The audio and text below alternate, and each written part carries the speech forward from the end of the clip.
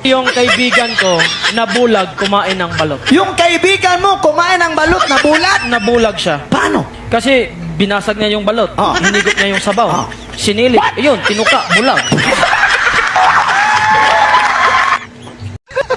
Alam mo pare, dapat mga babae ang galing sa gera. Ha? Bakit sila pare? Kasi hindi sila nagpapatalo eh. Ay, yung ng kapitahe ko, galing Bicol, Galing sa Bicol. ay nagmamalaki sa akin, sabi sa akin, nako pa, kaya ako'y umuwi na dito sa atin, sa Bicol ay lumindol.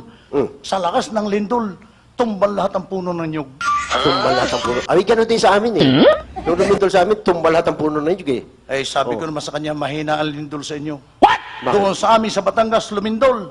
Pagkatapos ng lindol, ang mga tao mag-aaway-away, magpapanapanaga. Bakit naman? Nagkapalit-palit ng lute. Sobrang naman lakas ng lindol mo. Ay, makayabang ng lolo mo. Ay, nun kami sa magpunta kami sa Mindoro. Ay, sakay kami sa barko. Sakit ka ng barko? Ay, yung barko'y inabot ng malakas na alon. Sabi nung kapitan ng barko, kayong lahat ay magsipanalangin at nang huwag lumubog ang ating barko. Tama nga yan, tama. Ay, may kasabay akong nagdasal, matanda, sabi, San Pedro, San Gregorio, San Vicente, San Rostico, San Tabo, San Guillermo, kayong lahat ay pumarito at kami inyong tulungan. Wala ka sa ito tinawag? Sabi nung chick, lentek na at lulubog na, pasahelo, tawag pa! So, may kasabay palang yung chick eh. Ay, yung tagal-tagal na conversation namin, nagsabi sa akin, yung ilong ng anak ko, yung ganyan, kagaya sa'yo, sabi niya. Sabi niya, diretsuhin mo nga ako, bakit sinasabi mo yan sa akin? Nagpapahiwatig siya. Tapos, nagtagal, sinabi niya sa akin si Rapi, na ako talaga yung tatay ng anak niya. Dahil sa ilong? Opo, yun ang pagkasabi niya. Tapos, sabi ko, bakit hindi mo sinabi nung nabuntis ka? Bakit hindi mo sinabi sa akin? Nga ako yung ama. Nga kasi sabi niya si Rapi, takot daw siya sa mama at papa niya. Kaya sa Sir, sandali lang sir ha, sandali lang sir. Itong ilong ng bata sir, matangos eh. Oo nga po eh. Yung ilong ko pagkatangos, dito sa palapad eh.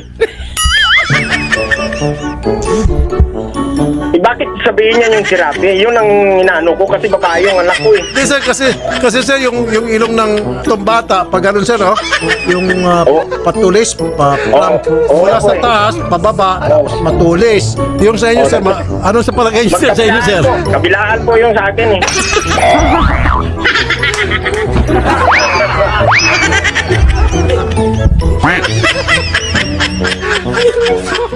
Ano yung sabihin po kabilaan? Kabilaan yung pagkataas yan sa akin. Kabilaan yung pagkatangos sa ilong mo. So, ibig sabihin, matangos sa kanan, matangos sa kaliwa. Opo. Yun ang pinag-aawakan, yung sinabi niya si Rapi, yun ang pinag-aawakan ko. Opo. Kaso, hindi ko na malukit yung conversation namin kasi matagal na yun eh. At saka sir, yung, kasi kuminsan titin mo sa bibig, yung bibig po ng bata, maliit. Maliit po. Opo. Sa inyo po, ano sa tingin nyo? Yung sa bata, maliit, kutsara lang yung ginagamit. Yung sa akin, ipala.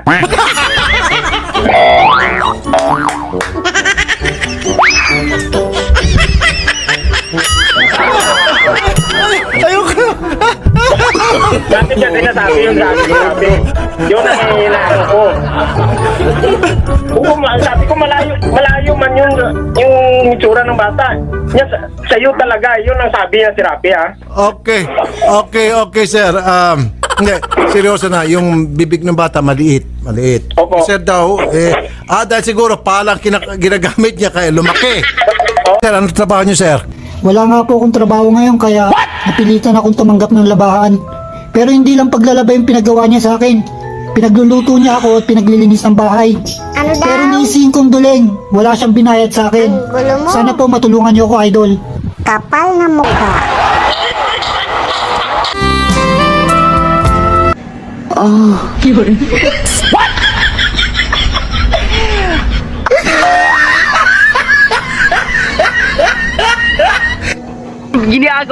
Huwag mong subukan. Masisira ang buhay mo.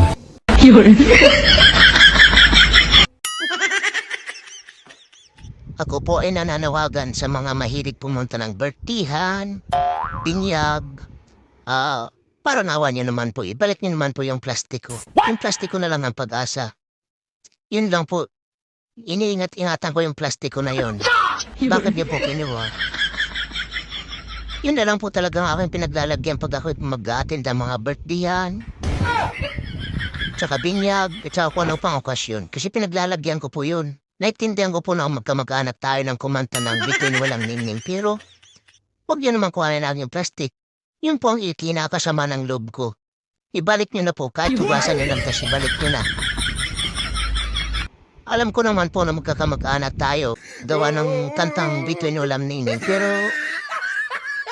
sa susunod po pag tayo pupunta ng birthday, magdala din naman po ko na yung plastic niyo. At huwag niyong kukuhanin ng plastiko. Ibalik niyo na po yung plastiko na may imiss ko na yon.